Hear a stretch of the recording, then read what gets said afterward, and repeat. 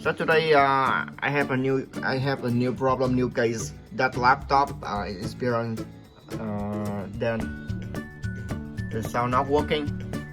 I will try to re-enter the window and everything. The driver, you can see right here, the signal or the volume still show you the sound still working, but we have no sound. So my opinion is the problem comes from the IC sound right here. So we have to drain it, but I don't want to do it because it's so complicated. I have another solution. We can use the headphone jack right here and modify a little bit into the two speaker left and right. Look, we'll show you how it works. You heard it? Nobody do it. It's in the new. The foot.